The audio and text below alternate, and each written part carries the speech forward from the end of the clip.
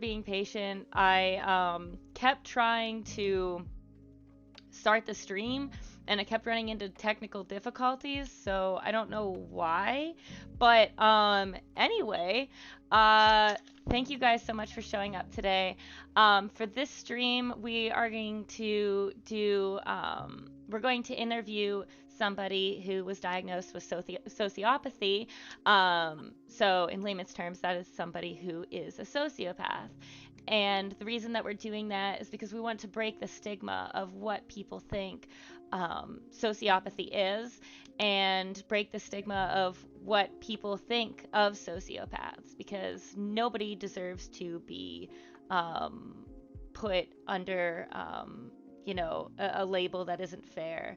Um, so Louis the Claw says, "Hi, Shorty Pop," and V Falcon says, "Hey, Shorty Pop fam." Hey, Louis the Claw. Hey, V Falcon. How are you guys doing?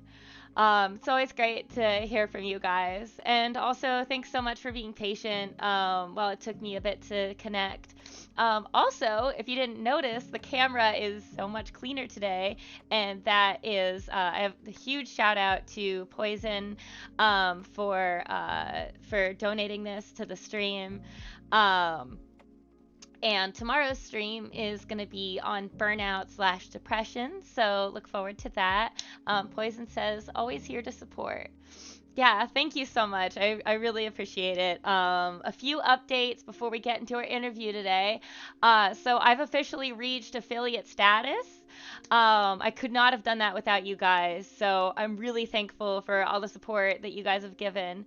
Um, V Falcon says crispy image quality. Thank you. It is quite crispy. Um Oh, I love the Velociraptor emojis, which we discussed last stream, which they will now be called Leopleurodon emojis. Um Also, I'm gonna post this in the chat. This is a link to. Okay, just kidding. Uh, it won't let me post it in the chat. Uh, okay, whatever. Hang on. 1 second.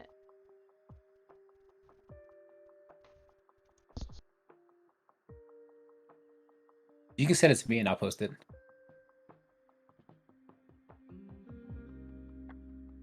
Oh, I was making you log in again.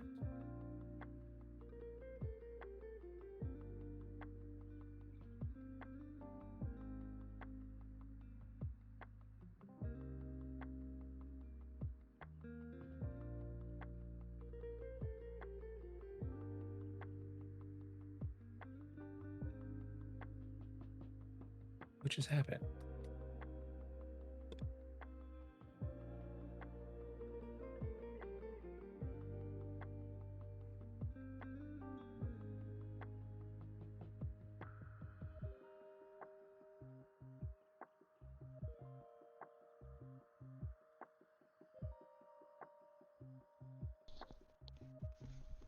Okay. There it is back. Hello. It's back. It's back.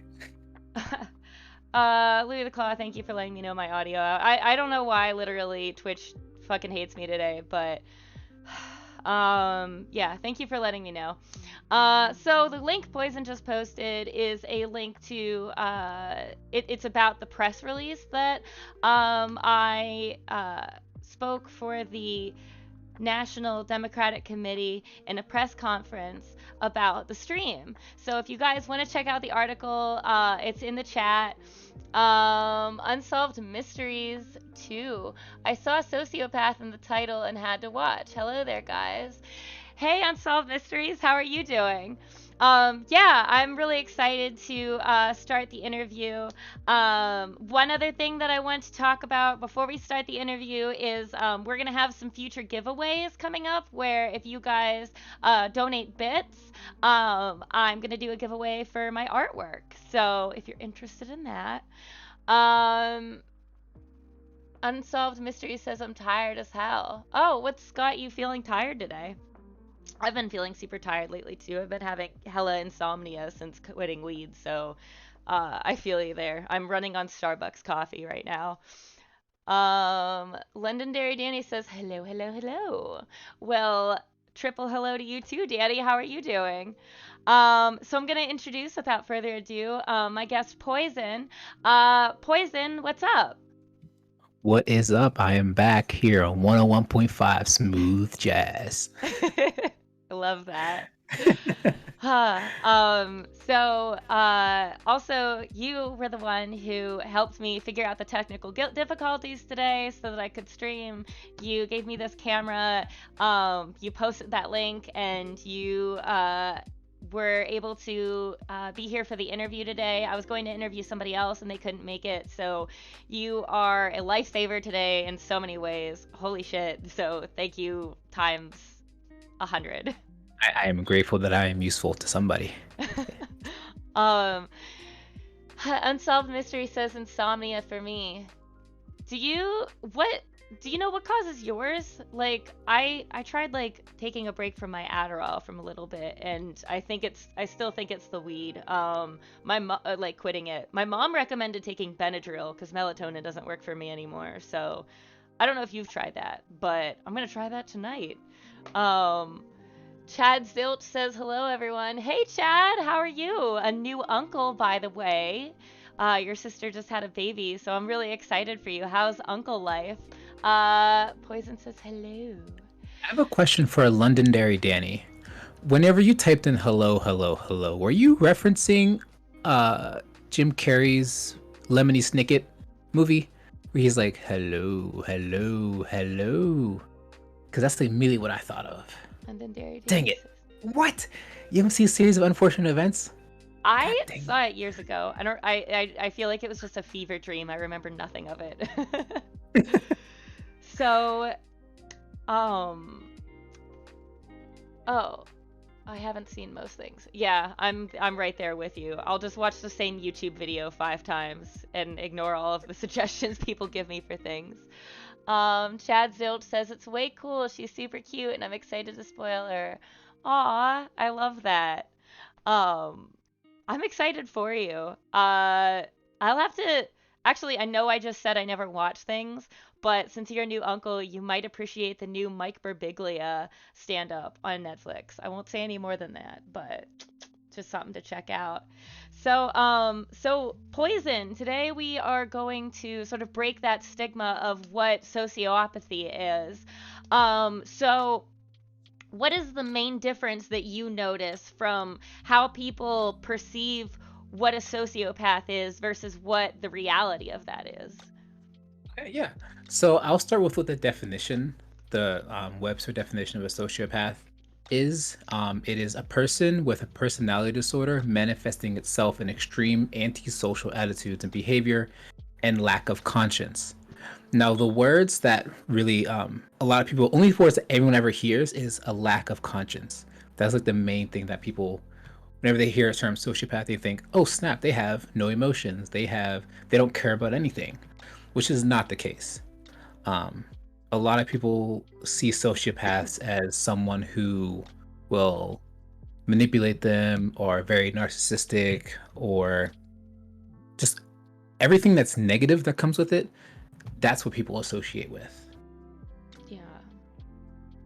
I remember you showing me an interview with a sociopath on YouTube before, and it really was touching because learning and even in your experiences, what you've shared from me, learning the misconceptions behind that. One thing that I know from looking some stuff up about this is that, and for those of you at home who might not know this, the difference between a psychopath and a sociopath, well, one difference at least, is that a psychopath is born like that, and a sociopath is created because they have been through some very traumatic experiences to the point where their brains, sort of as a defense mechanism, will shut down their ability to feel certain emotions for other people because they've been through so much. So in what ways do you relate to that, Poison? Oh, a lot of people, whenever I say that I have a antisocial personality disorder, also known as a sociopath, they would say, "Oh, so you could like kill me and not feel anything for it." which isn't wrong. Like I don't experience guilt or remorse, but I have no need or desire to kill anyone. That's so a lot of people who have psychopaths tend to have a desire, intense need for something. They get their where some people get their desire from like eating ice cream. Oh, they love ice cream. Some people, oh, they love smoking weed, or some people love skydiving. Sociopaths just have a desire that is just outside the social norm that can be to a scary degree. So what ways have you noticed that sort of scary degree that you're talking about, if you're comfortable sharing? And also, I'd love to hear the positive ways that you view yourself as well to sort of counteract, the negative stereotypes that people may view you as. Yeah, of course. So we'll start with narcissism because that's a big one that is like a personality trait of someone with ASPD or a sociopath. Um, so I do exhibit narcissistic tendencies, and it manifests in ways of. In the last year we were talking about it, but it's that altruism. It's like self altruism or whatever the one is, where like you want the world to be better so that it's better for you. Mm-hmm. That's literally the embodiment of everything that I do. I want to make sure everyone around me is comfortable so that I can be comfortable. Because if people around me aren't comfortable, then I am uncomfortable, which can sound both good and bad at the same exact time. It can sound bad in a way because I can manipulate an entire environment to make people feel some type of way so that I could feel better. And usually it's so that they have to feel good to make me feel better, but sometimes people don't always have to feel good for me to feel better. But another good way for it to exist is that I like to make sure people are comfortable. So women tend to be very, very comfortable around me because I like women. So if they're comfortable around me, then I'm comfortable and I'm enjoying their presence if they're enjoying my presence. So what's a way that you might make women feel more comfortable around you? So if it depends on what I'm wearing. I know I'll have to be attractive when they look at me. I have to dress attractive. I have to speak very clearly, be impressive, impress them in some type of way, make them laugh, make them smile. And then, especially in today's society, tell them ways that I know that I can understand them. So, like, I know that a lot of women go through some form of, uh, I think rape's a harsh word, but catcalling, any kind of misogyny, they deal with all these things. And I know this, and I make that known that I know this, and I kind of prove that I'm not that way, and it I makes them way more comfortable to talk to me and they open up to me a lot easier. that makes sense, and I think it's good that you have that. I relate to that in several ways, and I've seen that in several ways and in other people as well, where one, like, I'll wear makeup whenever I work or whenever I stream because I know that people will be nicer to me if I look nicer while I work. I know people will be more likely to click on my channel if I look nice versus having my hair pulled up and wearing sweatshirts and whatnot. um and I think there's a way that you come about what you do in a genuine way versus ways that I've had customers actually bring up exactly what you're talking about in a way that feels pandering, actually. One thing, and I haven't seen you do this, but a red flag in that sense that I've noticed, for instance, I have in my car, because I do Uber, I have a sticky note that says, please don't hit on me. And there's some people that say, that's a shame that you have to put that up. Or that's great that you're standing up for yourself and you set that boundary. But I have other people that, while they empathize with it, one of the scariest things that I hear guys say is, I would never rape a woman. That terrifies me because it's like, if you put it upon yourself the idea that you could never harm somebody in that way, or you could never violate somebody's consent, then I think that leaves you more susceptible to not checking yourself, not managing yourself. Don't ever, get drunk around a woman in a way that maybe you can't control your emotions the way you should or control your hormones the way you should. But I've never gotten that vibe from you that it comes off as a disingenuous way. Do you think that Mhm. whenever you approach women about this, that you are disingenuine, or do you think there's a genuine way that a genuine place that this comes from? I'm curious how that correlates with you. So, as a sociopath, there is a line that we don't have the ability to cross or access things that are on the other side of that line. And what's on the other side of that line is emotional attachment to the words that come out of our mouth or the words that you're saying. So we base everything off of logic. So logically, I know the right way to say something to make you understand that I'm telling the truth. Now, emotionally, there is no attachment to that. Like I don't feel sad if I don't feel sad or empathetic when I say, "Oh, that must have been so hard." But I know logically that I have to lower my voice, soften my tone, even lower my chin to make myself seem smaller, to make you feel more comfortable with me saying it, so it sounds real. Huh. Like there's a huge difference in me saying, "Oh, that must have been so hard," to me saying, "Oh, that must have been so hard." Yeah, that comes off a lot more genuine. And I know this logically, and I do it consciously. But now emotionally, I'm not feeling anything with me saying that. But it doesn't mean that I'm manipulating or not telling you the truth. I just know in order for you to believe me, to believe that I'm telling the truth, I have to say it this way because any other way will sound wrong or sound disingenuous, as you said. Even though that you don't have that emotional attachment, Mm-hmm. you still believe that that's a bad thing that happened to that person, Oh yeah, right? yeah, Okay. And correct me if I'm wrong, but there are ways that you keep yourself in check that differs from the kind of people that I mentioned before who just say, "Oh, I would yeah, never do this."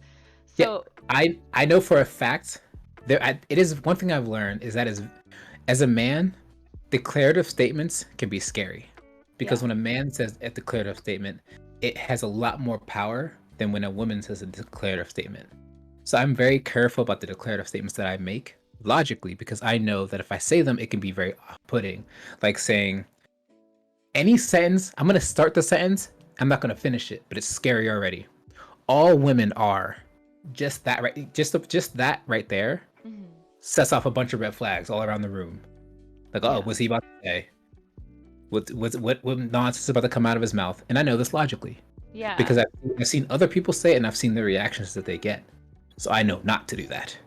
So And I'll say things like, a lot of the women that I've been with have done this. A lot of people that I've seen or talked to, this is what they've done.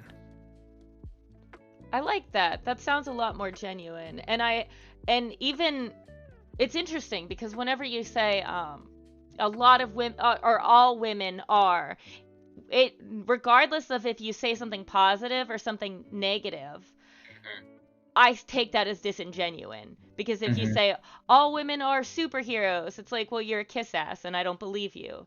Hmm. But the way that you're coming about it, where you're saying, uh, you know, a lot of women that I've talked to have been through this, it definitely comes off as more genuine. And so I'm curious, even I'm though gonna that, show you. okay, Sorry, I'm gonna. Cause you said something that I'm gonna say something to that because I'm gonna say it the same. I'm gonna say the same exact sentence that you believed was disingenuous and that you don't believe, and I'll say it in the way that I would say it to make you believe. okay, I see women. I see all women as superheroes because of the things that they deal with on a daily basis. Saying that sentence is way more believable, and I know this than me saying all women are superheroes yeah, because I know that there has to be a reason for me to say that. yeah. You're backing it up with something, but still, I really appreciate the fact that you sort of go the extra mile by not generalizing because again, it sounds more genuine. Um, so in what ways do you find yourself that genuine side of yourself that you could separate from the side of yourself that lacks emotion or that says things to make people comfortable? Where do you find that like genuine part of yourself? Are you asking like how do I do it or like where does it come from? Is there what part of you? is genuine when you say things like what you told me? The logical side of my brain, if that makes sense. Hmm. Or the self-preservation side of me, I think is a better way to put it. Because I know that if this conversation is uncomfortable to you, then it's uncomfortable to me. And I don't want this, I don't want to feel uncomfortable. In order for me not to feel uncomfortable, I have to make you feel comfortable. But it's all for self-preservation. It's not exactly about your comfort, it's about mine. Okay. That makes sense. So we've talked a little bit about the stigma and what it really is, and we've talked a Hmm. little bit about how you make people comfortable and how how logic versus emotion plays a role in this. Can you tell us a little bit? And also, guys in the chat, feel free to ask any questions. That's what we're here for. Any questions that you might have. Poison, you're a pretty open book and you feel very comfortable from what you've told me talking about this type of stuff. So don't be shy to ask questions, guys. Um, Poison says, yep, I'll answer anything. I just burped into the mic. That was classy. Um, so could you tell me a little bit about your history in what caused your brain to change the way it's wired and that it put up these defenses? Yeah. So people with ASPD or a sociopath um, gain that from the lack of empathy as a child. So if my dad and Poison, did you face challenges learning social cues? I'm sure people expect a certain responses early in life. And was there any trial and error, any studying? Ooh, Louis the Claw, you asked a great question, and I have a deep answer. But first, let me answer Danny's, and I'll get right to yours. Uh, Once I remember what Danny's question was. What caused this? Oh yeah, yeah. So lack of empathy is the main source of the birth of ASPD or antisocial personality disorder. Um, when you're a child, all you're doing is ingesting information, you're learning. So if you're not shown any facial expressions or any kind of care or any kind of emotional, if nothing you do emits a good emotional response, you will not give any good emotional responses. All of my needs were met with anger and aggression and abuse. So that is all I knew growing up. Now, you learn how to not be abusive when you're a child, you go through therapy and learn to not how to interact with people accurately, not how to interact with other children and adults the correct way. So, not hitting, not biting, not fighting, not screaming, not arguing, all the negative things that I learned to do, I was taught to not do those. However, I was not instilled or taught how to do emotional responses, good things. I had to learn how to smile. I learned I think I was about 4.5, 5 years old when I smiled because I didn't know. I didn't know what a smile was. Wow. But anything after that, learning how to express sadness, didn't know. How to express joy, didn't know. How to express um, a, a want, like, oh, I really want this, didn't learn. So that's how I gained ASPD, or how I don't know what word to use. Acquired, manifested. That's how I got ASPD. Okay. Yeah. um, Oh, go ahead. Go ahead. Okay, I'm gonna read Louis LaClaw's question again. Did you face challenges learning social cues? Yes. There are a lot of things that people do that don't make sense to me. Like, I'm not quite sure what an angry face is. I had to figure that out. Otherwise, because when I'm angry, I just show a blank face. When I'm happy, I just show a blank face. When I'm content, blank face. So learning how to make the angry faces and how to make the happy faces, I had to watch a lot of movies, lots of studying. Movies, TV shows. Now that's actually called something with ASPD. It's called mirroring. When you copy other people's expressions and actions and personality traits and apply them to yourself. All of my entire personality can be pinpointed in some form of movie or TV show. everything about me. So if you take away, if I never saw the movie Sherlock, I would lose a portion of my personality. If I never saw a Will Smith movie, I'd lose a portion of my personality, etc., etc. So if there were no movies or TV shows in the world, I'd be an empty shell. You would not, I would not be the person that I am today if it wasn't TV shows. Because I wouldn't have anything to mirror. Wow. Um, my favorite movie is Matilda. Because growing up in group homes, I always wanted to be adopted just like her. I also wanted superpowers like her because she's awesome and she likes to read books, and that's where I got my love for books actually. Because I used to love to read as a kid because of Matilda. She loved to read and she got powers and she got adopted. I was like, I want that. I'm gonna love to read, and I did. I read a lot. I read a lot. Didn't get adopted. I didn't get superpowers either. But while there's a lot of nuance and anger, there are people who try to hide it, people who try to project it, people who cope or don't with it in various ways. Anger is the easiest emotion to feel.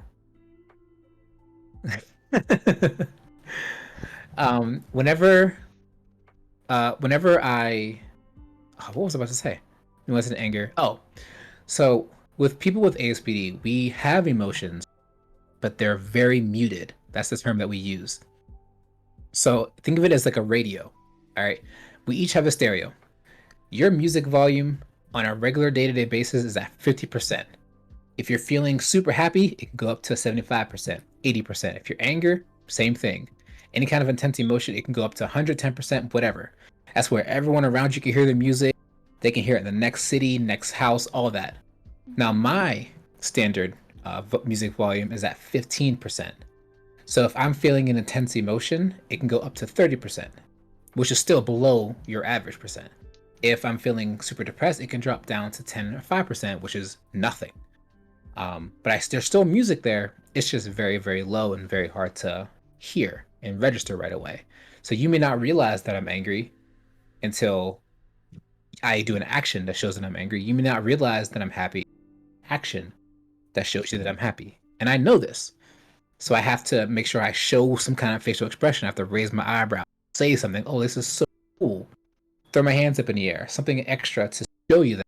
Otherwise, you. All right. Oh, it sounds like you cut out. Can you hear me? Yeah, I can hear you. Okay. Yeah, I I just stopped talking. That was the end of my answer. Oh. um yeah, that's really interesting. Have you ever been angry around me? Like I don't think No, I've ever noticed. Oh. no. Well, that's good. I'm glad that I never did. Yeah, I'm glad I also like making people feel comfortable, so I'm glad that yeah. So actually with emotions, what about laughter? Do you force laughter? I do sometimes. Whenever I I told you, think oh, go I ahead. think we all do though, because at some point, like some people tells a bad joke and you know it's not funny, you laugh anyway. I usually do it when I'm trying to make people feel better.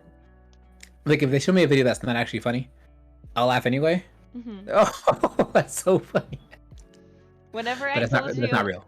whenever I told you about that South Park bit where the big wheel exploded, did you genuinely find that funny, or did you just laugh because it would I be did funny? actually find that funny. Oh, I did. I did. see that puts a smile on my face. I'm glad. Um, V Falcon says, I think a fake laugh is pretty common, especially in professional environments. Oh yeah, Yeah, it's a skill you definitely need in today's society. yeah. I I think it's interesting when it's used. Like I had a few female customers in my car, young 20 somethings, and they were telling me about this guy that made them uncomfortable. And they were like, "Oh yeah, we fake laughed because what are you supposed to do? Not fake laugh?" And I was like, "Yes, fuck them." Like there's nothing more satisfying than when a guy says something creepy and you just don't respond. But whenever you do that fake laugh, you're encouraging them to keep being creepy. So there's times whenever a fake laugh makes sense because it makes somebody feel comfortable, and there's sometimes when it's like this person doesn't deserve to feel comfortable and they can suck a dick. You So know, I like when people tell me if I do something that makes them uncomfortable. I prefer them to tell me, and I actually mean that. And I know a lot of people say that. And I'm only saying this extra stuff to make you believe that I actually mean it. I know people will say that even, but when you do tell them that, then they get super angry. You're like, well, you just told me to tell you. What's going on here? yeah. Um, but I can't grow if you don't tell me. I can't. I will adjust my personality. Another thing about narcissism is I will adjust my personality to match exactly what you need to make you comfortable.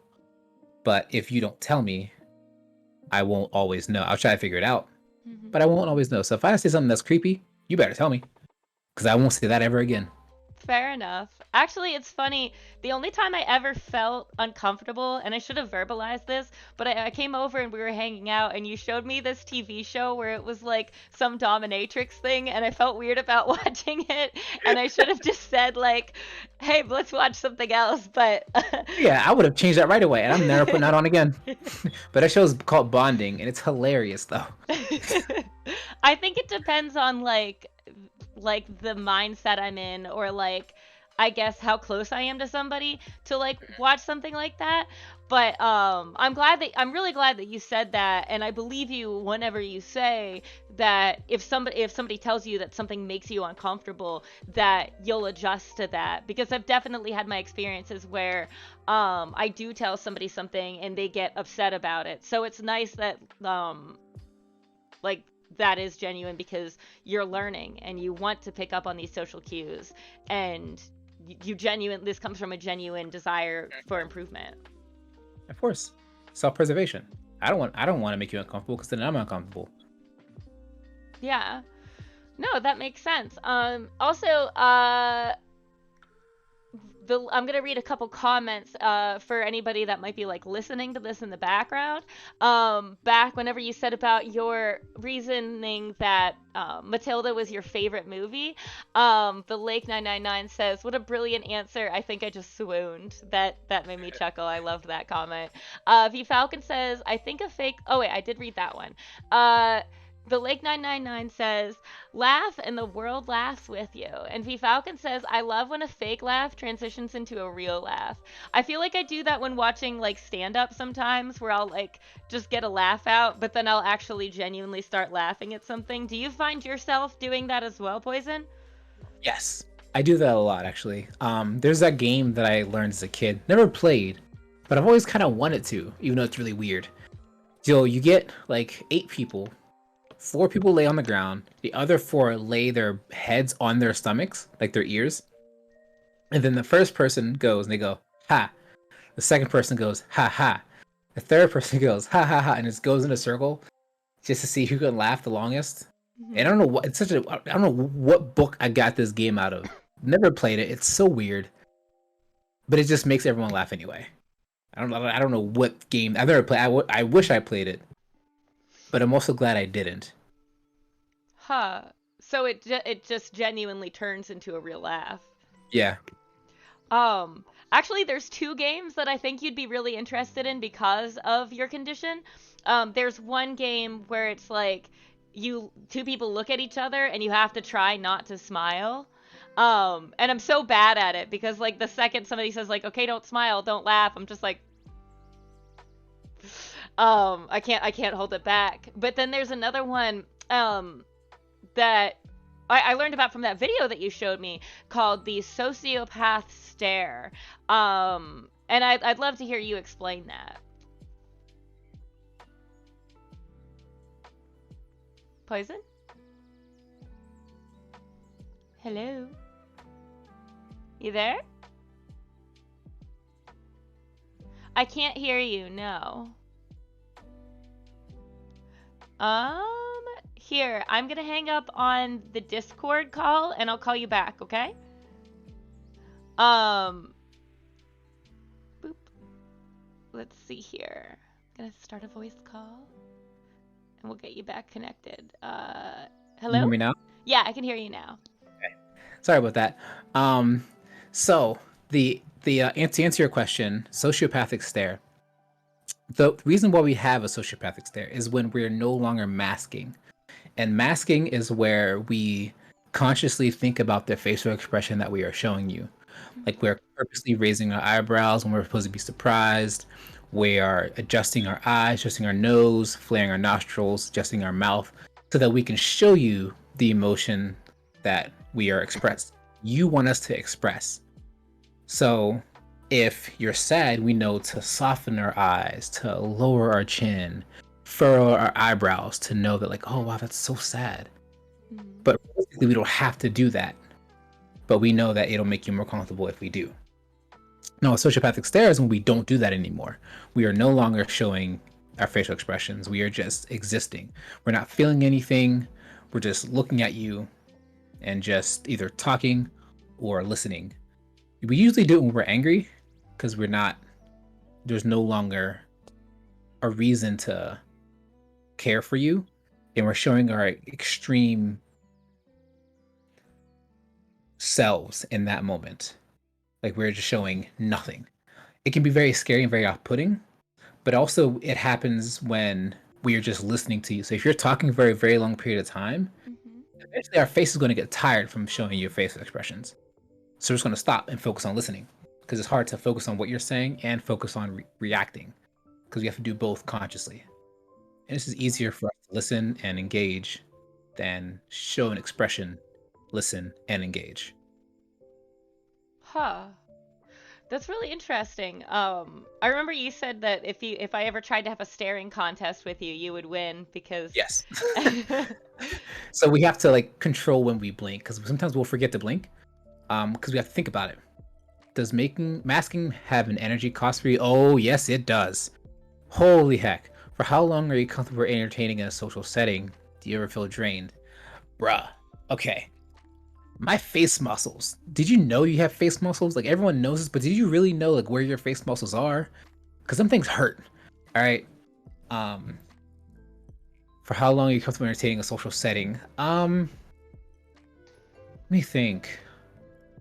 I think like 30 minutes before I need to like stop for a second. And usually I'll stop by like putting on a video of some sort so that people can like focus on something else. Ferret. Um, so that they can focus on something else so I can like stop masking for a second. Oh, is that why whenever I hung out with you earlier today, you wanted to put on a video for a bit? Yeah, because my face is hurting. But but if Oh I'm no. around you, I'll stop masking just to because if I trust you, I'll stop masking in general. But I try Oh. to tell you about it first. Like my girlfriend, I tell her all the time, like, hey, I'm not comfortable masking right now. So if I don't show a physical expression, I apologize. Um, because I don't want you to think that I don't care or I'm not listening. It's just that's all I'm doing is listening, and my face hurts. Oh. Well, I want you to know that you never have to apologize if you decide not to mask because yeah, like I I feel like, I mean, I've been trying to hammer this point home to my friends a lot is don't apologize unless you did something wrong. And if you're just emotionally exhausted and your face hurts, you're not doing anything wrong by not masking anymore. So I never want you to feel like you have to apologize for that. And thanks for being open about that because I remember whenever you wanted to put something on, I said, oh, whenever I hang out with people, like if I hang out with somebody and I only have like a limited amount of time with somebody, typically I don't like to be looking at a screen. I like to be hanging out with them in the moment. And I didn't realize at that time when I was telling you that your face was just getting tired. It is a-okay. So something that uh there's another issue that happens when we give the sociopathic stare. If you can do this to mess with people, it's actually kind of funny. If someone's talking to you and you don't show any kind of response or emotion on your face, they will keep explaining their point because Huh. they think you don't get it.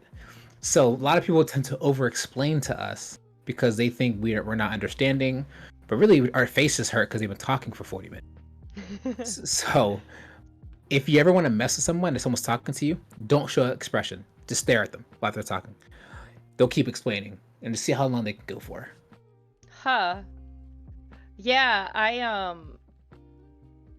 my one friend had told me before like if you're just quiet, people will generally keep talking like to fill the Hmm. silence. So I wonder if that also plays a hand in that. Probably.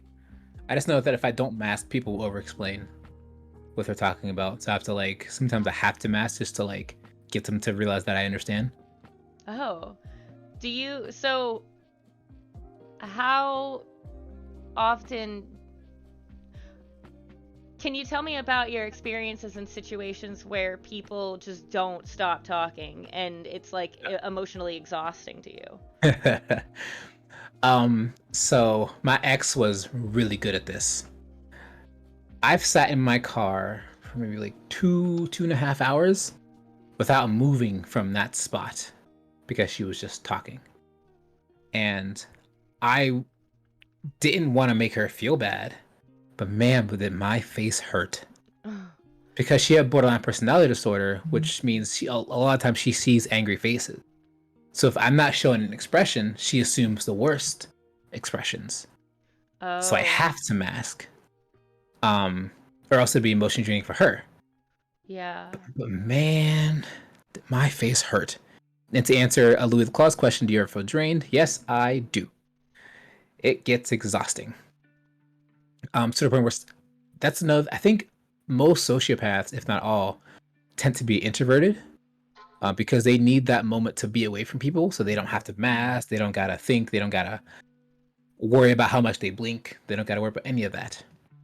They can just exist and be content. And that's where they kind of their face gets that rest that they really desperately needed. Um, like we still can show facial expressions on rent at any point in time, like when we laugh, if we see something funny. But if something doesn't elicit that response, that emotional response, we just don't have to show it. I was so sure you were an extrovert, but you're speaking my introvert language. So yes, I can be extroverted verbally and physically, but mentally I am just as comfortable sitting here playing video games by myself or Huh. watching an anime by myself or like walking in the woods by myself. Like I'm good at it. I like it. And being around people too much um can be a lot. Cuz yeah, as a sociopath, I have to constantly be aware of what you're feeling, what you're thinking. Um what's navigating a relationship like with your condition? So, that's a great question. I am hyper aware of every movement you make, every emotional shift that you have. I notice and I am on top of. So I am constantly changing my personality to you every minute of every day, which is very, very exhausting. But I do experience love and I do experience, uh, I like intimacy. Mhm.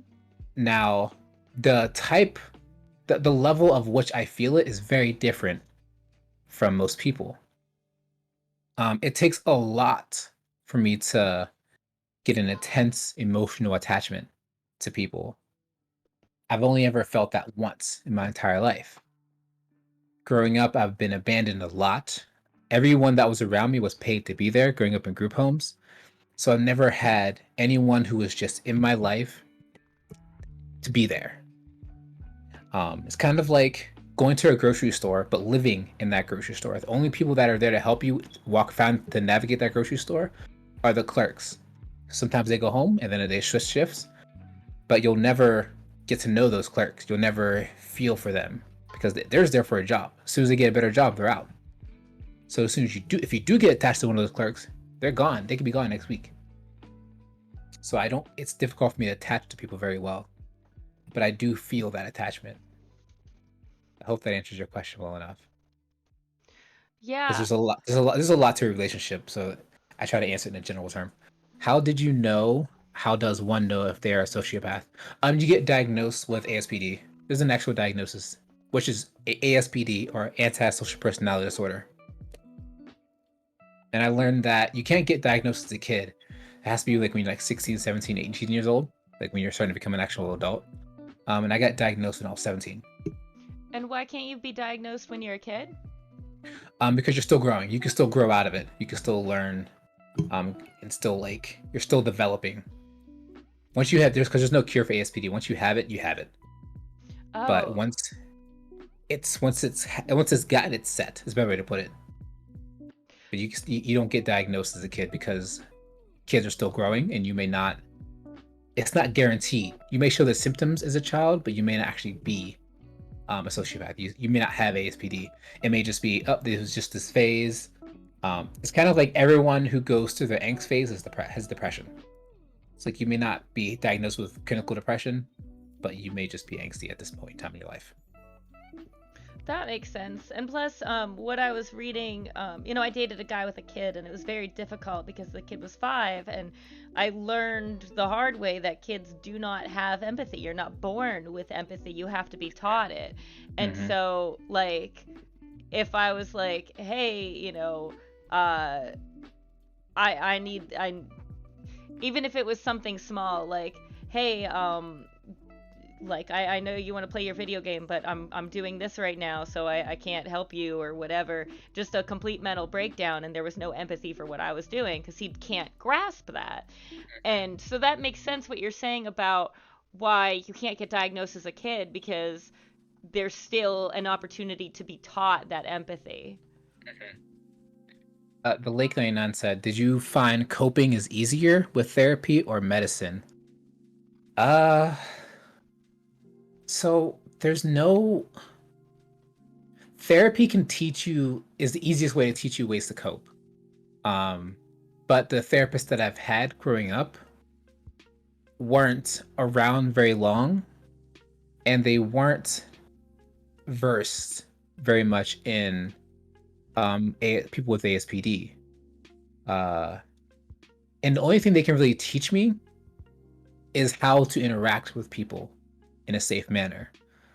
Because growing up as a kid, the only things that I knew when it comes to interaction was how to hurt people, because that's the only thing that was done to me. So there was one kid, just to give you an example, I was 5, and I was living in Aliquippa, which is a part of city in Pittsburgh. Uh, and I was living with this family, and this kid, one of their sons, tried to make fun of me and did something that I didn't like. So I tied him to a tree with a jump rope and was beating him with a broomstick for apparently like an hour. Which, in my mind, I thought that was the correct action to do, because that's what was done to me. If someone does something you didn't like, you were beat in this manner. Um, but I had to learn that that's not the correct way to do it. There is a correct way to do it, and that what I was taught wasn't the correct way.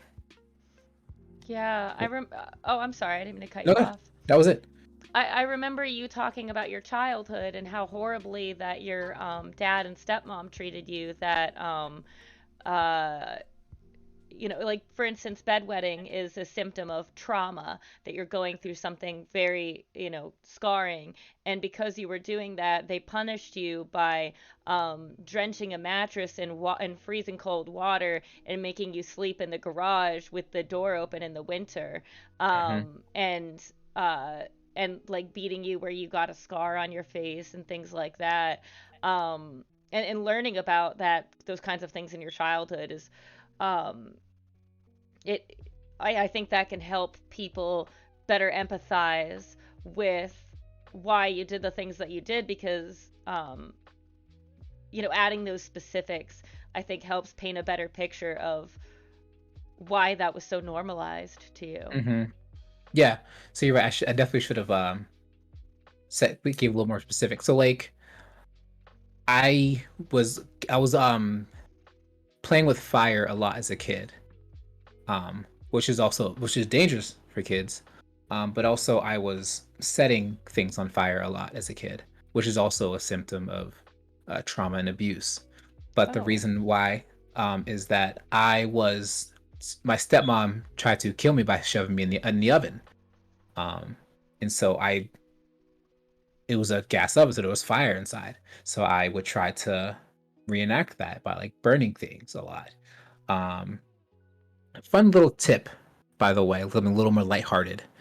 If you have ADHD or you know someone with ADHD, you will never see a person more focused with ADHD than they are when sitting in front of a fire. Okay? Because we will stare at that fire for hours and be focused on it. You want someone with ADHD to focus on something? Ask them to set up a little bonfire for you. They will be focused for the next hour. So that's how you can always Huh. tell if someone has ADHD. I know that when I was a teenager, I was bullied a lot, and I went through a short period where like my dad had this lighter. I couldn't use lighters for the longest time, but he had a lighter that was like really easy to use, and I just started like setting a bunch of stuff on fire, like just pieces of paper in the backyard and things like that. I had never heard of the fact that uh that was a sign of trauma. Actually, I told a therapist this once and she was really freaked out. I know that like there's stuff about like people torturing like small animals and things like that when they're younger. I like tortured a fly once when I was a teenager, and I just found it like really amusing. Like I just kept cutting different parts off of it. It's really fucked up to look back at it, but I was like I felt found some type of enjoyment in watching it like freak out, like the more bits I cut off of it. And I told a therapist that once, and I was like, "Is that normal?" And she looked terrified. She was like, "No." That was the only time I ever did anything like that.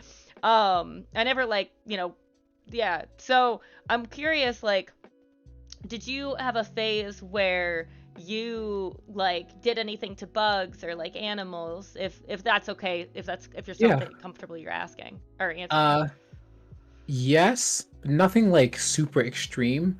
Um, Sorry. How old were you when you were diagnosed? What was the straw that broke to make you seek help? I was diagnosed when I was about 17. Um, I never really seeked help for it. Because I had mirrored enough personalities to know that this is how I want it to be. And I've been around enough people. So the best thing for a person with ASPD is to to grow up around a lot of people for mirroring purposes. If you see someone act up and you see them get consequenced, you learn what not to do. That's the only way we know. Okay, so if I do that, that happens. I don't want to do that, so I don't get that. Or if I do that, I want to do it this way, so I don't get that. So that's the best way, the easiest way for us to really learn how to function in society and not do things that'll get us consequences because we don't want the consequences. We'd rather just do them without the consequences, honestly. But so I never really had to seek help or get help at all. I was forced to get it, but the people that gave it weren't really equipped to help me. And most people aren't really equipped to help because my trauma is pretty. I'm gonna use the word intense, compared to average person with trauma. Like it's not common that you find many male rape victims that are willing to come forth with that kind of information. But I will gladly tell you that I've been raped many times in my life, from child and as an adult.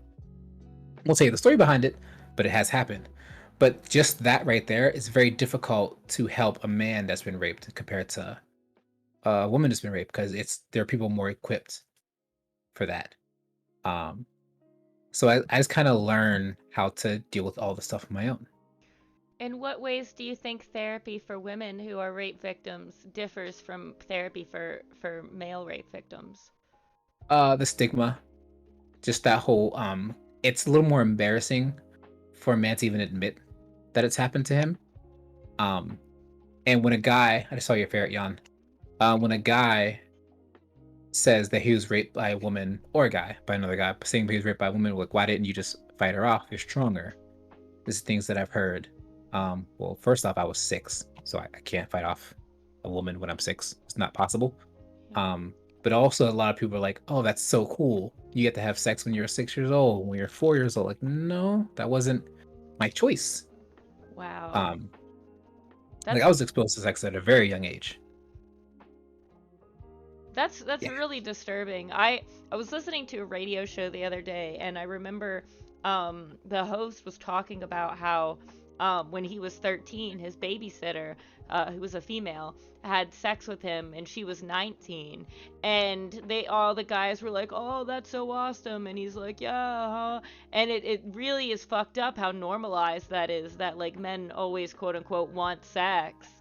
Um, so it it seems like it's a common thing for like a theme that I've noticed at least that men are. As a matter of fact, I remember in college I was uh, a member of this like feminist group on Facebook. It was like associated with my college, and somebody had posted about females being abused, and a friend of mine who is a guy who had been raped simply just said, "Oh well."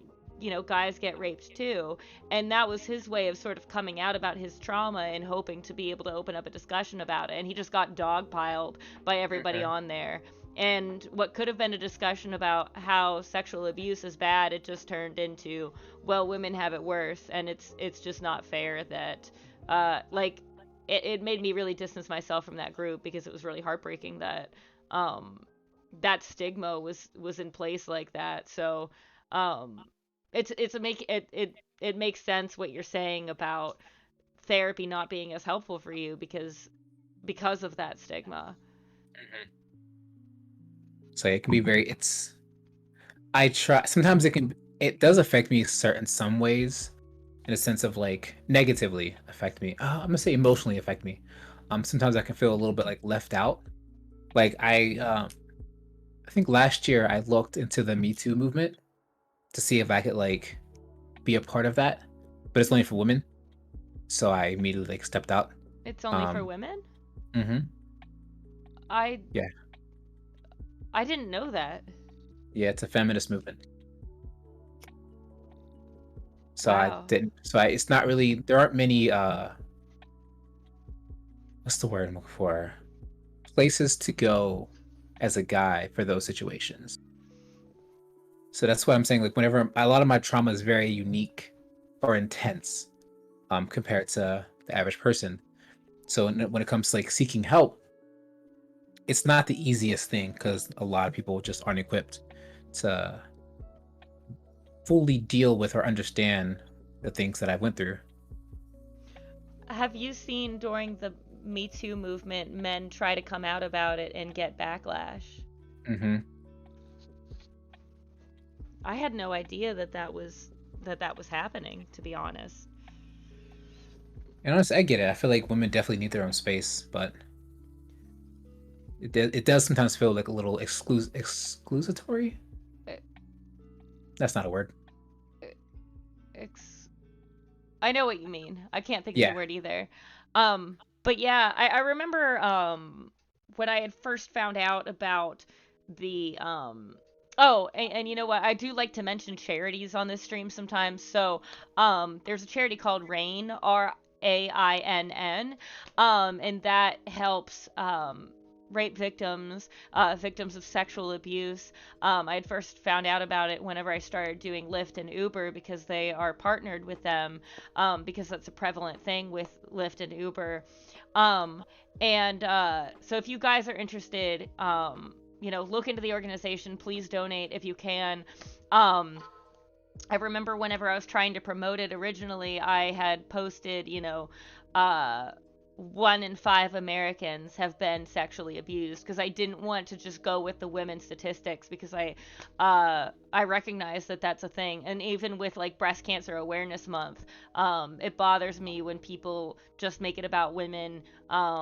I mean, I don't know if you've seen my like men versus women stream, which is not really men versus, but it's more about the things that both men and women have to deal with. So it's really interesting hearing your perspective of having gone through all of this, and it just seems like it's, I don't want to say impossible, but would you say it feels almost hopeless to get help with what you've gone through? I wouldn't say hopeless. I'd say unnecessary at this point. It's irrelevant. Um, because where I am now, I got here on my own. I Hmm. didn't need to seek help.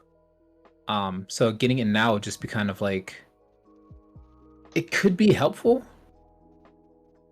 but it would just be extra. Like I'd just be kind of just doing it just because like I have no reason to do it. It seems like from what you've described about, growing up without parents, growing up without people supporting you, the independence that you've had, do you feel more of an inclination uh in helping your, like, does that independence carry through to your desire to be independent in helping yourself through what you're going through? I would say yeah. I'm very well because I know myself well enough. I know the ins and outs of my how my brain works, how my body works to the best of my ability. Hmm. Um, so I can if I've everything that I've gone through, I've survived it. So if I can survive that, there's anything now. It's like my bar was set so low. So right now in my life, I am the happiest I've ever been. My life is amazing right now compared to everything that I had. So I mean, I'm not like I don't own a private jet or anything of the sort because my life could be a little way better. But right now, it's I used to live on a bench outside. I had nothing. I used to sleep in a hallway with rats crawling over my feet. That's a weird experience. But to where I am now, I've this is great. Like I am content and happy. Can you tell us a little bit about your life now and what you enjoy about it? Yeah. Um. So I'm going through my villain arc, is what I call it. I'm in this process of growing up and taking those steps in my life. So like I've been cutting certain people off Mhm. because I've learned there was this T-Pain T-Pain made his comment about his uh desire to help people has dropped because of the experiences that he's had after helping people. He learned that people don't care how much you help them. They care about how much they benefit from you helping them. Hmm. And they don't it doesn't matter you don't matter in that equation. All that matters is how much they're getting out of it. And I've experienced that. I have given I had a friend who was in trouble and needed $800. We walked over to the ATM, gave $800, didn't ask for a single thing in return. Didn't get anything in return. Didn't nothing. No depreciation for it. I was taken for granted in so many ways. Um, to the point where now I'm done doing that. So now I'm just focusing on myself. So I have 5 jobs that are easy to do. I got all kinds of cool stuff. I am following all the dreams of the people who try to screw me over, if that makes sense. No, that does make sense. I'm really glad. I think you know, it, in a sense, what is that expression? Um, revenge is a life well lived or something like Mhm. that. Is Yeah, that the expression? that makes sense to me because Something like that's that. pretty much accurate. All their dreams that they've wanted to do, like, oh, so one of them was like, I want to make money off of playing video games, so I did it. I want to travel and dance, so I did it. I want Wow. to, throw events and throw great parties and have a business. I'm doing that now, I'm and I'm really loving glad. it. But it's kind of messed up. No, But I also wanted to do those things. So, I don't think it's messed up. I think that's amazing that you were able to overcome everything that's happened to you and build a life for yourself, because there's so many people that take for granted the advantages they've been given in life, and they say, "Oh, I everything I got, I did myself." And it's like, "No, mommy and daddy helped you." You know what I mean? mhm, But you've literally done all this on your own. And actually somebody once told me that I wish I could remember exactly the expression, but it's something like there's two motivations to do art: revenge and horniness. And that's great. I didn't feel like there was any reason for me to get revenge for a while, so I started drawing furry porn and I got really good at it. It sounds like revenge has been your motivation for I mean, dance is a form of art. Throwing Mhm, parties is a form of art. I mean, we've talked about creativity not just meaning art, but manipulating things, and not, I don't mhm, mean that in the sense of manipulating people necessarily, but manipulating situations. You're, in a way, you're creating an environment where people are mhm, having a good time. Like, all mhm. of that is art. Chad Zilch says, yeah, that's the quote. um I Oh, I also wanted to actually two questions. I wanted to talk about what you said about your dog the other day. Don't let me forget about that. But prior to that, I wanted to ask you, so you talked about pulling away from people who you felt like didn't appreciate you or only came to you because they wanted something. Did you Mhm. ever get that vibe from me? No, never, not once. Which is why I didn't. That's why we still talk and hang out. So when Um, I like that we hang out and stuff. Um, there aren't many people. Okay, so do you know what an incubus is or succubus? You might know the term succubus more. isn't an incubus like a demon that like rapes people over and over again until they die? That sounds way worse. But Oh. it's also a succubus. They're both succubus and incubus are this the same exact thing, but just one's the male and female version. Oh, Buckles. Oh, 1 second. Buddy, are you okay? Come here. Ferret fall. Ferret fall. I almost said ferret. Oh, Wasn't ferret a thing? Furret? Yeah, wasn't Come that a on, thing? buddy. Is that like a toy? I don't know. Ferrets? He climbed up the cage and slid down funny, and I just wanted to make sure he's It's a okay. Pokemon. That's what it is. Oh yeah. I think Buckles is fine. He's just like chilling. Um, come here. Come here. He's not coming over. But could you, while I go check on him, would you mind telling us a little bit about what you had told me before about your dog?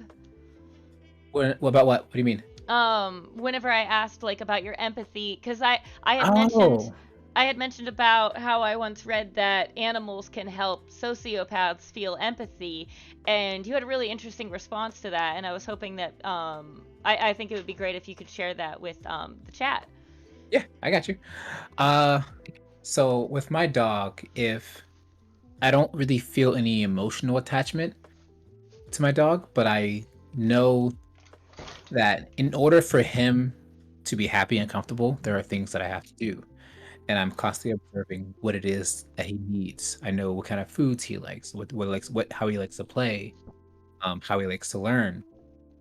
But if he were to die tomorrow, I wouldn't cry over it. I would because I know he's going to die eventually.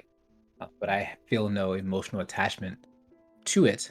But I still feel a sense of responsibility and learn how to express, how to get those emotional reactions from him, how to make him feel that I love him so that he loves me, how to get that feeling, those feelings reciprocated. Um, but when it comes to pets and stuff, so one thing a sociopath doesn't experience as well is cuteness. Cuteness doesn't make sense to us. We will never look at something and think, "Oh, that's so cute." We Oh. it doesn't make sense. Like the, so like what is cute? Is this something small? Is smallness cute? Is it because I've heard people say that elephants are cute and elephants aren't small. The Uh it's actually a really interesting question. I listened to I listened to a podcast about the science of cute, and two, in animation school we learned how to create a character based on cuteness, like the proportions of it, and it's sort of based on like if you think of a baby or a puppy. I don't really think babies are that cute because they look like weird old men, but um, basically big head, big eyes, small nose, small mouth, little body. Those are the that's the proportions of cuteness. Um, so you don't think the ferrets are cute? no. Ah, no. It's not that I don't it's not that I think they're not cute either. I just don't think they are. I would never look at a fairy and go, "Oh, that's cute," ever. I Huh. never it doesn't register. Like I don't like even the way you said that, like you like put your hand on your chest and like breathed in and like raise your shoulders and tucked your neck. I don't know what is that emotion. Like what is that? I guess I don't even know how to describe it. Wow. I guess like um wow, now you're making me dig deep into my emotions. I guess like What? I feel such a sense of love for my ferrets. Like I can't tell you how I used to every day think about the fact that someday Scout or Buckles will die, and it would make me want to spend more time with them because I know like they are a small part of my life as far as like the timeline of my life, but I'm their entire life and I want to give them the best life they can possibly get. But if I go on vacation and I'm without them too long, I'll cry because I feel so guilty for being away from them. Um, so the idea of somebody not being able to find them cute, it's sort of a feeling of empathy because it's like I feel bad that you can't see what I see. But at the same time, it's like I love the ferrets so much that somebody not thinking they're cute also makes me feel a little bit sad because I'm just like, but they are cute. So I guess that is my emotion. See, I don't. So what does love look like when you're with your dog? Uh, so it looks like me giving him things that he wants and him receiving things that taste good to him, belly rubs, uh, uh, the just things like that. I'm sorry, looking at my dog right now. So like I know that if I stare at my dog Mhm. and like almost like puff my chest out slowly, he'll see the sign of intimidation. I know that if I drop down with my hands spread out, sign of play. If I walk real slow towards him, he'll enter chase mode. So love looks like to me is like me learning what makes him do what makes him feel what, his reactions, and what he likes to do and what he doesn't like, what makes him uncomfortable, and understanding all these things and choosing which one I want him to feel in that moment, and always choosing to make him feel good. Huh. I think that's the best way I can answer that Do you because I think? can choose. Oh, I'm sorry, I Sorry, didn't go mean to ahead. cut you off. Um, I know that there's some other questions for you in the chat. I was just curious. Do you feel that having a pet has helped you get? I know that you can't necessarily experience empathy, but do you think that having a pet has gotten you closer to that type of feeling? No, more of how to express it, Okay, how that to makes show sense. empathy instead of feel it. Okay. Um, let's see. Louis the Claw says, I've heard that cuteness may be linked to smallness or vulnerable traits. As animals, we see something weak and we make a decision on whether or not to nurture it, or attack it, or drive it away. Nurture is like an instinct that kicks in. I've read that that's why babies are the, quote unquote proportions of cuteness because babies are really draining. You basically give up your whole life and everything about your life, waking up every 2 hours to feed it. That evolutionarily, if babies weren't cute, we would kill our young. Which is why, I mean, a lot of animals do eat their young and kill their young. So as a way to prevent that, we've I just want evolved to to. point out that the hint of animosity in Shorty Pop's voice when she started talking about babies and how we have to wake up every 2 hours.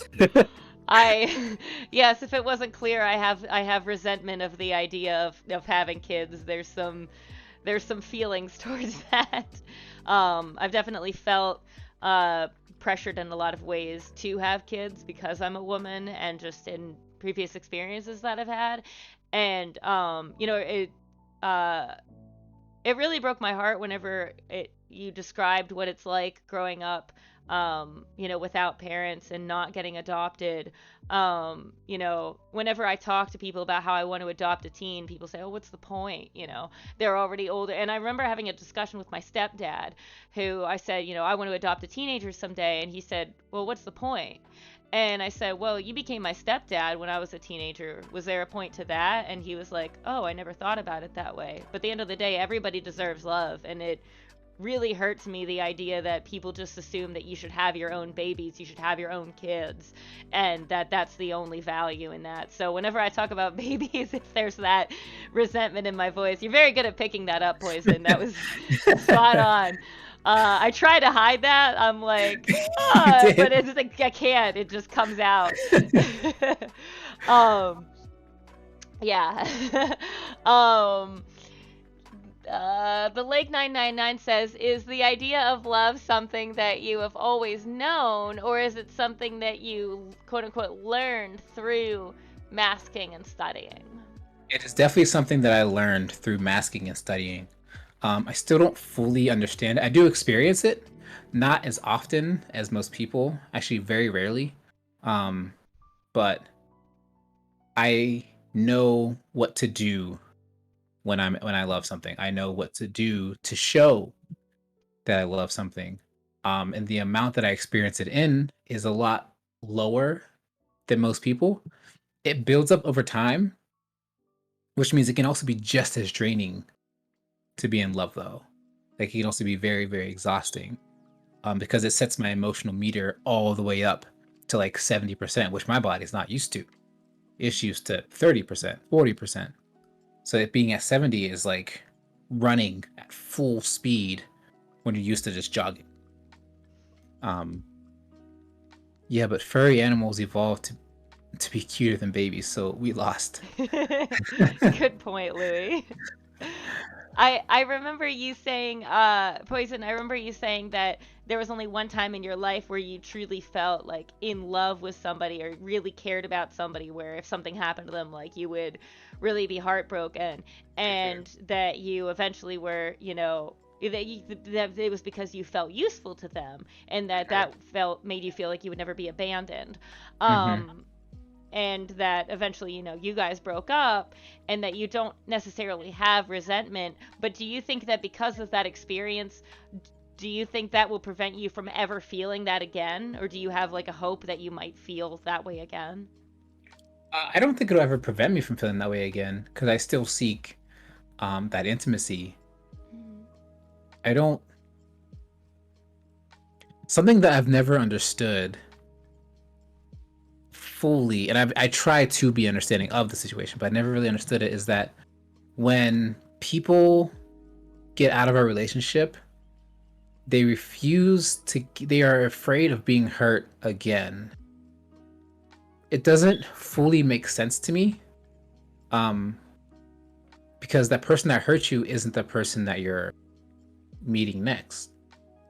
Huh. Uh, so I don't understand what it is that it's kind of like you're pretty much putting a prejudice on someone you don't know, that they're going to do this to me because this person who is the same gender as them did this to me, which doesn't really make sense to me.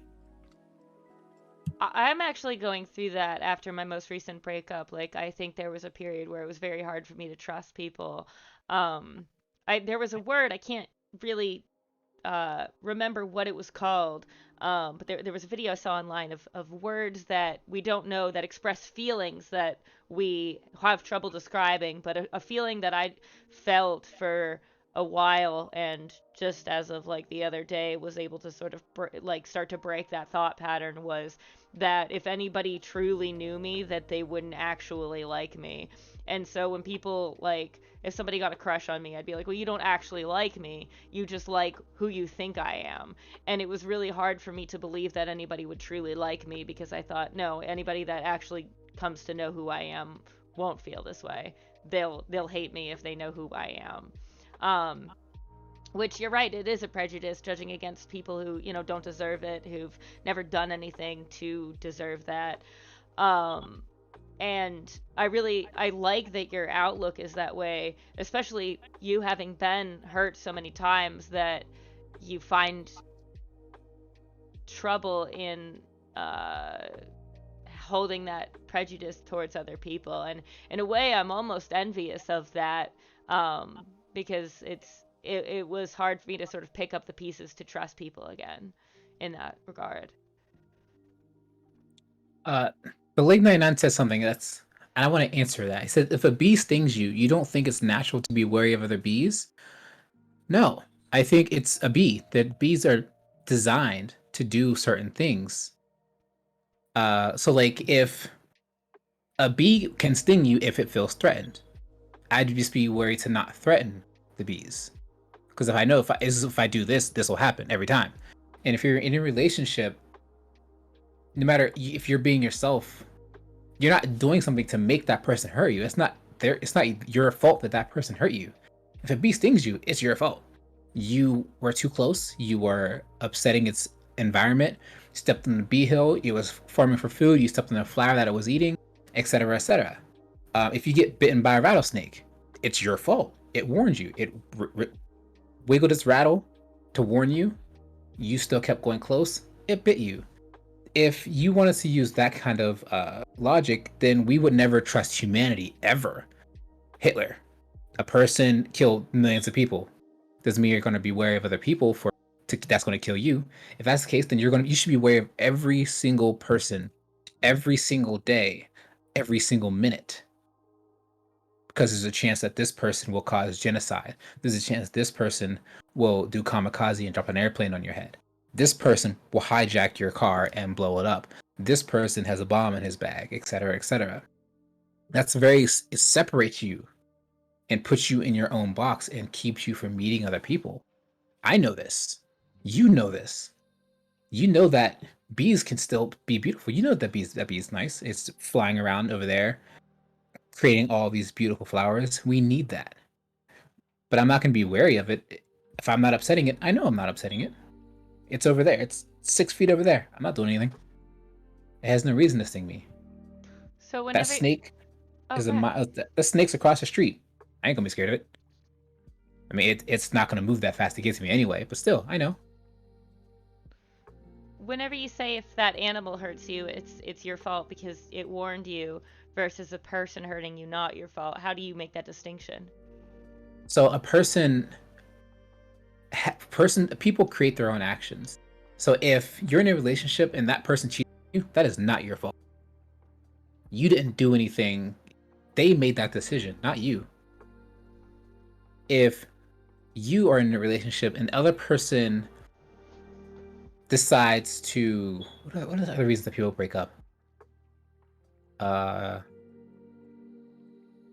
to abuse you. It is not your fault you're being abused by that person. It's their fault for abusing you. They're the ones doing it, not you.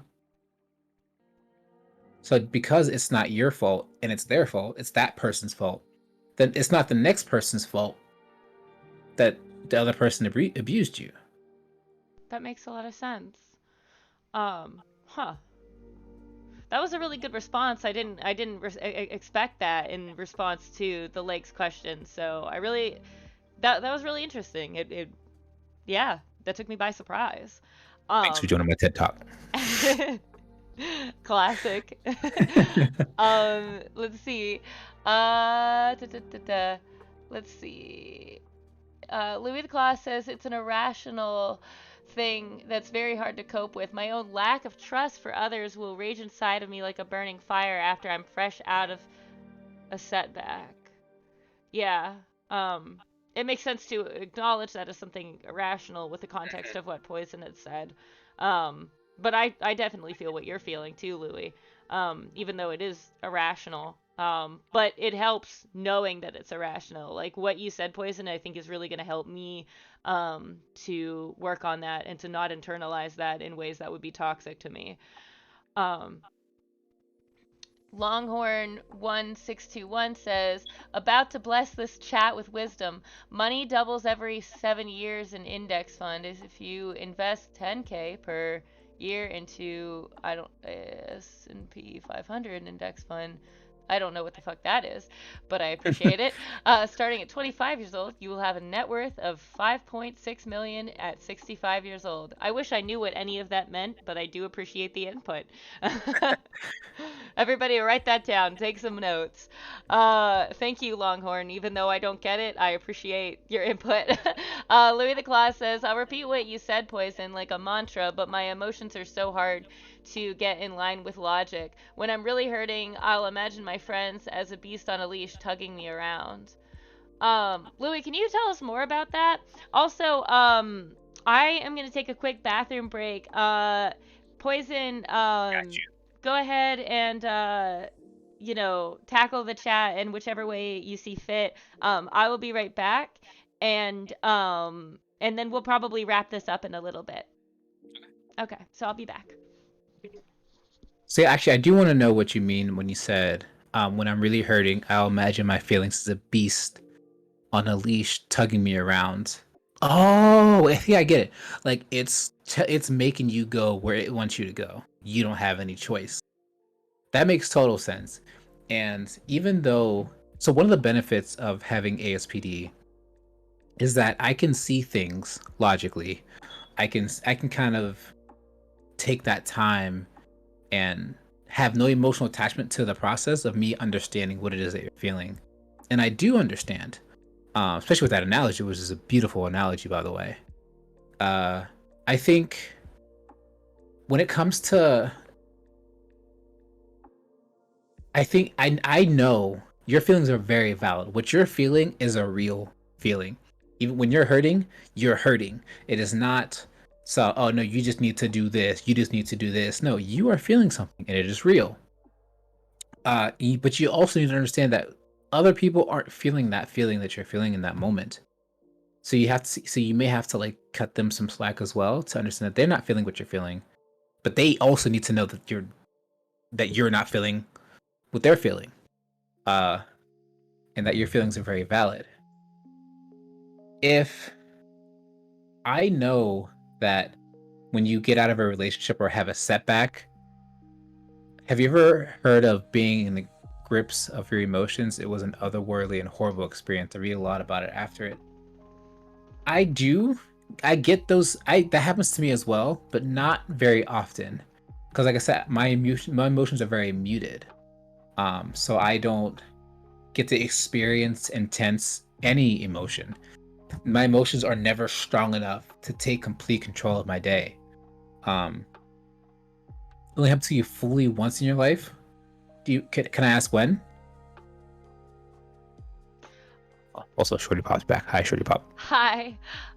Yeah, I remember before this stream I was getting so frustrated at the technical difficulties, and it would be interesting to see how you would handle the same thing, because it's like I know you wouldn't get you wouldn't feel the same way that I did. It felt good that you said it. It makes sense that I felt the way that I did, and you like validated it.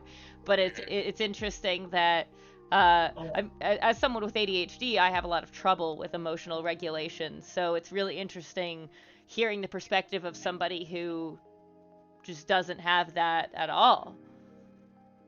So the way I would handle the situation is pretty much how I handled it just with you.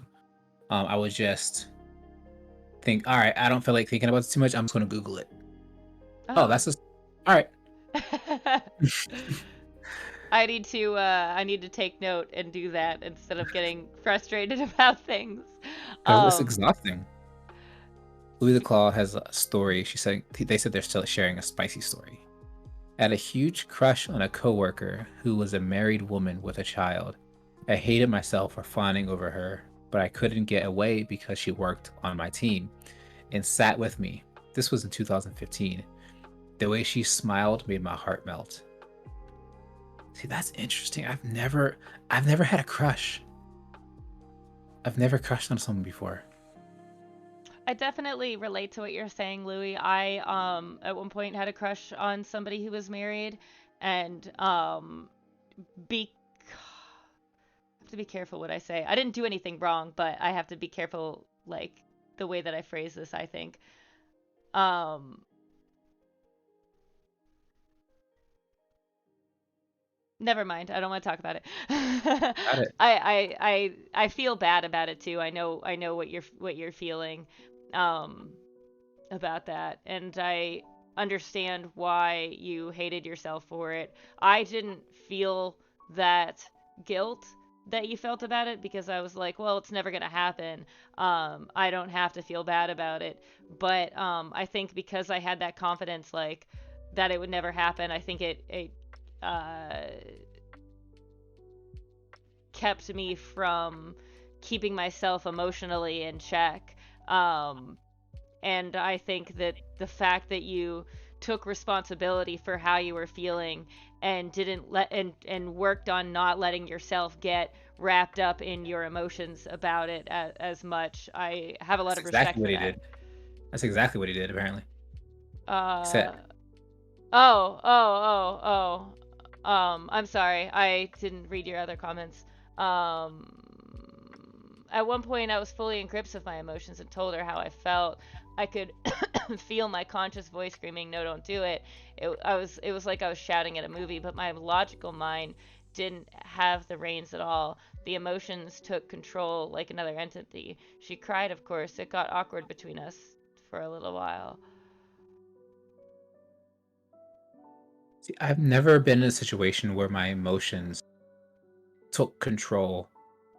I always have a conscious and a logical outlook on it. Now, which is honestly sometimes worse. So if I make a bad decision, or I'm gonna use the word evil here. If I make an evil decision, I did it by choice. There was no emotions involved. I just did it because I wanted to, and I won't feel bad about it. The same goes for good decisions. I can be another sign of ASPD is impulsiveness. I can be very impulsive and just like, oh, I want to do this, so I go do that. I hyperfixate on things because of that. I want to become this, so I become that. I want to go here, so I go there. I want to buy this, so I buy this. But I've never felt anything like what you're describing when it comes to emotions. And so it's like I'll never get to experience that intense. So like if she had in the best world where she wasn't married and she said yes to you, that emotion that you would feel in that moment, I will never get to experience that. But I can visually see it and understand what it is that I'm seeing to a degree, but I will never experience that.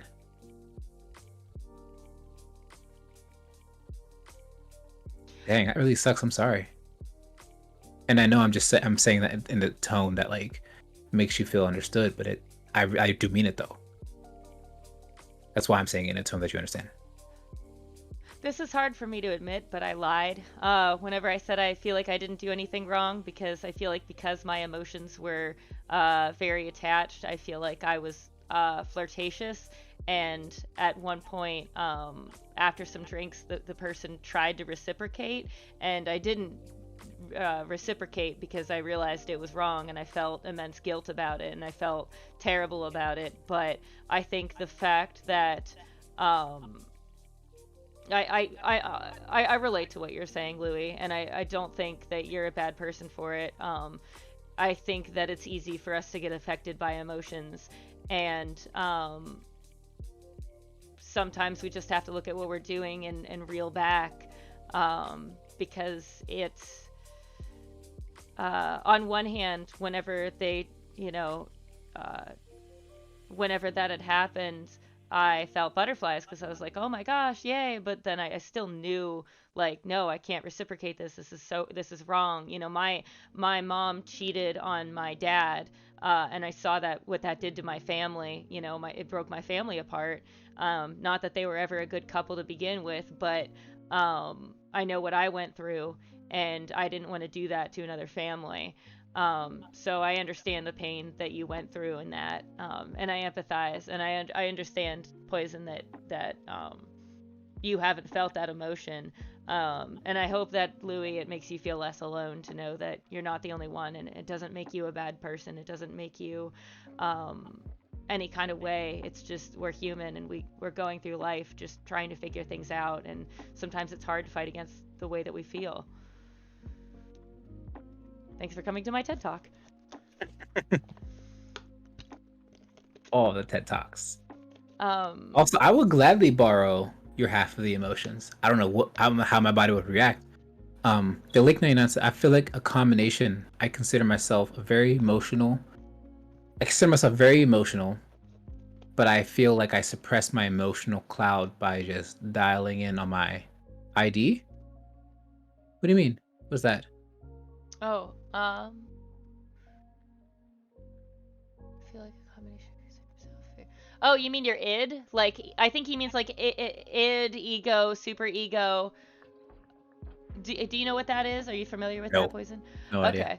I've already exceeded my knowledge on that. I think super ego is like your like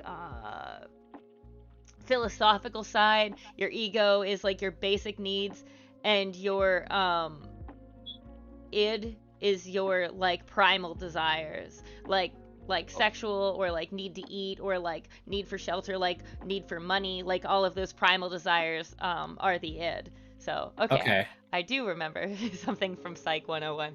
um interesting. uh Huh. I've never heard that. So could you tell me more, the lake, about suppressing your emotional cloud using your id? Louis the Class says, "I wish I could split it, and give you half to you, Poison." Yeah, I wish I could too. I feel emotions too intensely, and it is overwhelming, and I like uh it's very frustrating to be overtaken by it, because I feel like it gets in the way of a lot of things in my life whenever I feel like I can't control it. So I definitely get what you're saying, Louis, and I I wish I could give you my emotions too, Poison. I've Um, seen it take control of people a lot, so I know what it looks like. And for a while growing up, I was always like, why can't you just like not do it? Like, I don't understand why you just can't not punch that wall. Don't do it. So, because in my mind, it just made sense. Like it's because I had the ability to make those choices. yeah. Um, but growing up, I had to learn that it ain't easy to do that, and I don't emotionally understand it. I don't fully logically understand it either, but I know it's a thing and I accept that it's a thing. And I don't try to change people's opinions on it. I don't try to like say, no, you can't do that. You can just do this. It's just do it. I try to accept that maybe it's not that easy because everyone's raised differently. Everyone thinks differently. No, people don't think like me. That's another issue that people with ASPD don't. If they don't learn it, it really separates them from everyone else. Like learning that people don't think like you. People, and I had to learn the hard way. Like there are certain things that are pet peeves to me, but I try to be understanding of it and try to why. But if I don't fully understand, it's still annoying. If the milk carton is empty, do not put it back in the fridge. I don't understand stuff like that, but people still do it. But What things like that help me understand that there are things that people just do that just don't make sense to me, but it makes sense to them. I have to understand that. did it irritate you at all that I was annoyed whenever my stream thing wouldn't work? No, because I understood that it makes sense. Like I understand that it's not working, and you explained why. Like, why would I be annoyed? You explained it, and so Yeah. I can understand. You're like, I have this issue. This is what it stems from. This is why I'm like this. I know it's not real, but it's still a thing. So yeah, I have no reason to feel anything towards it.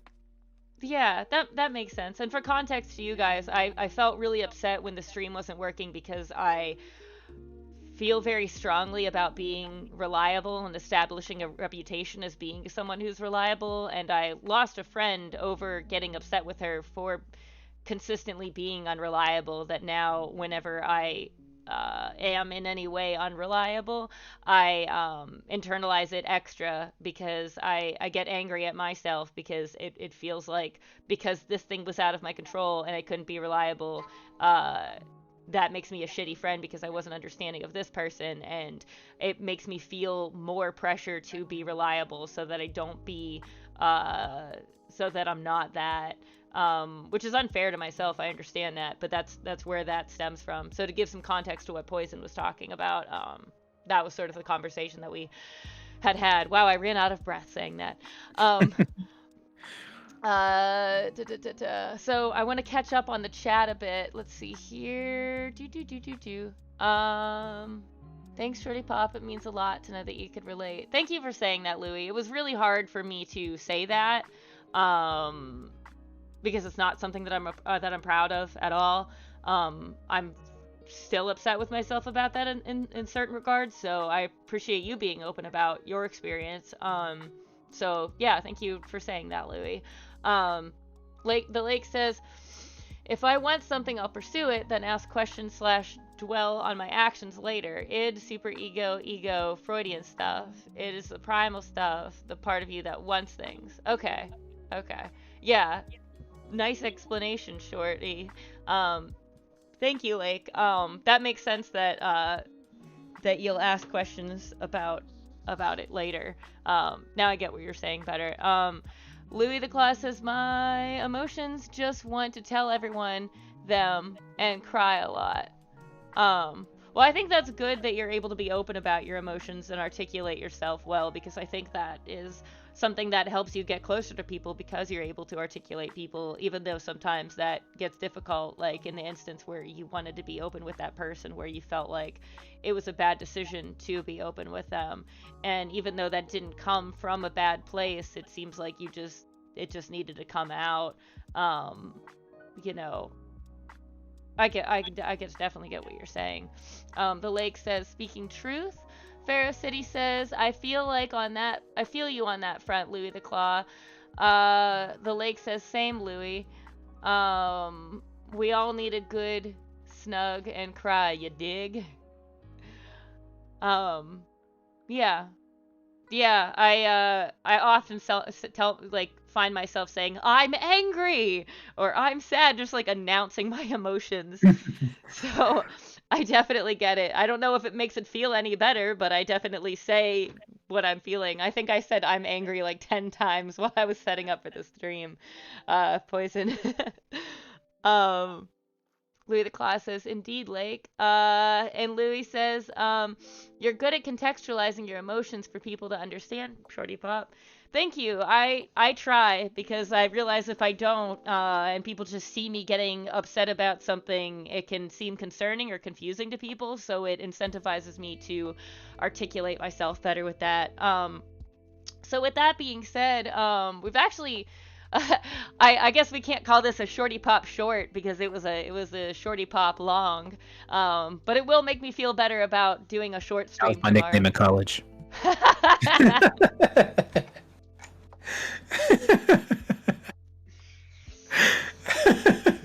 Get out. Mr. Poison. Oh, I like that. You should make that your username on something, Mr. Poison. Call me sir. In all your years, do you consider yourself to have a sense of morality, or do you find your pragmatic perceptions rooted in the rejection of or good slash evil? I do not have a sense of morality. That is another thing that we do not have access to. We have ASPD because that morality goes hand in hand with empathy. Do I find pragmatic perceptions rooted in the rejection of good and evil? Well, first off, good and evil don't exist. All right, I'm not rejecting. You can't reject something that doesn't exist. All right. If it's good to you, it's good to you. But what's good to you may be evil to somebody else. What's evil to them may be great to you. Good example. Sacrificing, eating meat. There we go. That's a better one. Eating meat may seem absolutely evil to certain vegans. There are people out there. They probably live in California, but they're a thing. But meat tastes good to you. You like bacon. You like hamburgers. They think you're an evil piece of crap if you do it. Something that you may do as a meat eater, you may cook your steak well done. Other people may see that as messed up. Like, I no, see it you as evil. It's definitely evil. There you go. Medium rare. Whatever tickles your nipples. Okay? That's how I see it. But good and evil don't... No, the way I describe it in a more serious sense, good and evil do not exist outside the human mind. So if humans didn't exist, there would be no good or evil at all. Huh. Fair City, I feel like V Falcon would agree with your view of good and evil. V Falcon, are you still here? Pharaoh City mentioned you.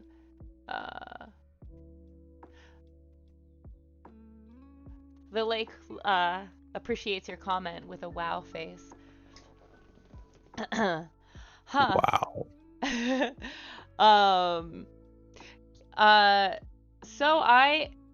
The lake, well said. I'd love to pick your brain over a spot of tea someday. Well, you can. You can. We I can don't like tea, definitely though. do that. Oh Drink some yeah, water. I'll that's drink some right. water with you.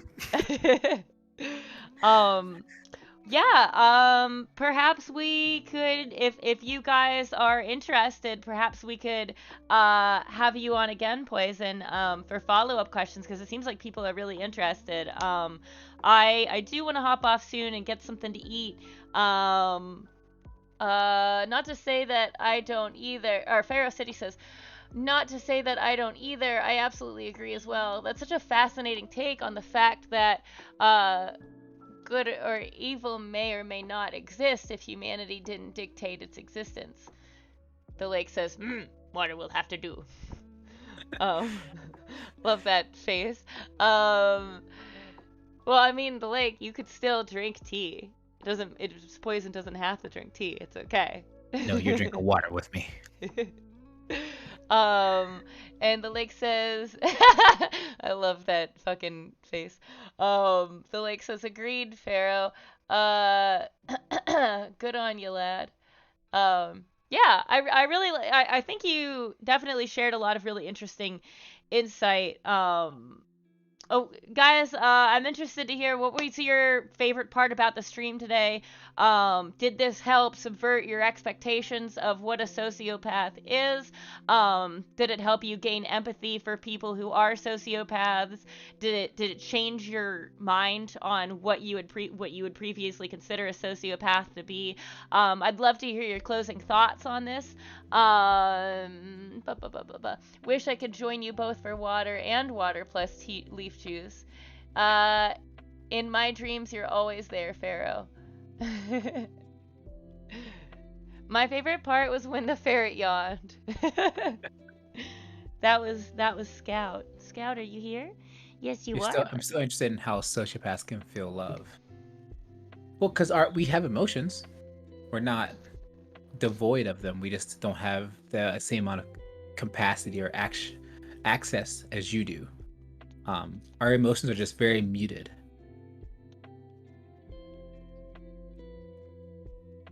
Always enjoy the opportunity to ask Poison questions. I enjoyed and was interested in your introverted qualities. Thank you. Yeah, I'm really glad that you don't feel like you have to mask around me, Poison. I'm really glad to hear that. Hey, I'll definitely try to like say when when I'm not masking, because my face will get exhausted. But it's still kind of awkward for me to like verbally say it to people because people don't fully understand what it means. So I still see moments where I still think I have to mask sometimes, but it'll be like half a second. But That makes sense.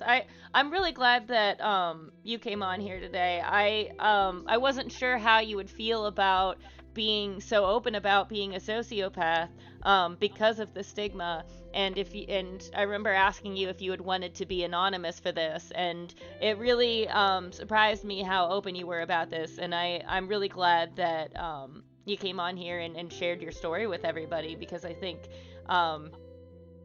it really helped change a lot of people's perceptions, and I hope in some way that, do you feel this was cathartic for you to be able to share your story with everybody?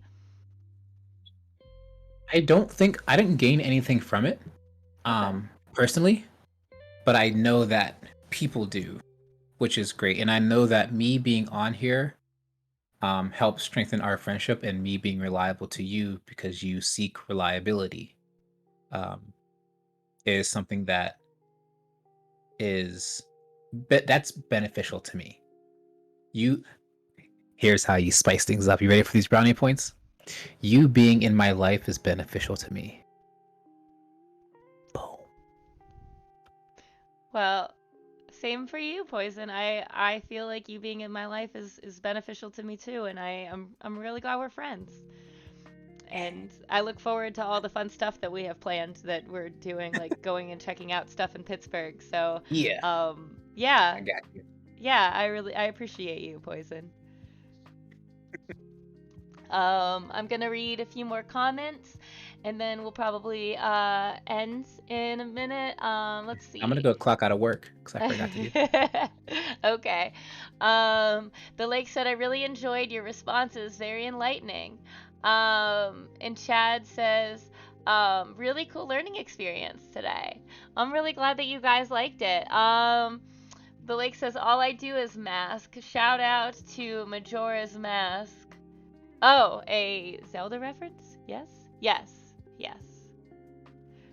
It is a cool looking mask. Louis says, yes, Majora's Mask. All right. Scout, do you want to be my little sign-off buddy? Can I use you as a prop for my stream to sign off? Even though you're sleeping? You're such a good baby. All right. Scout says good night and that he loves you all. Little yawn. Mwah. All right, guys. Thank you so much for joining. I appreciate you guys bunches. Pharaoh City says cutie bye Scout. Aw, you're getting compliments, bub bub. Louis the Claw says good night, everyone. The Lake says huzzah. And Louis the Claw is awing at you. Hi, Bubby. Good night, you handsome lugs. Aw. Everybody's saying good night. Good night, Danny. Good night, Chad. Good night, The Lake. Good night, Louie. Aw. And Scout says good night, too, because he's sleepy. Mwah. All right, guys. Bye. Love you so much. Thanks for coming on. I appreciate you guys. And I will see you tomorrow to talk about the differences between depression and burnout and how to cope. All right. Toodles. Say bye, Scout.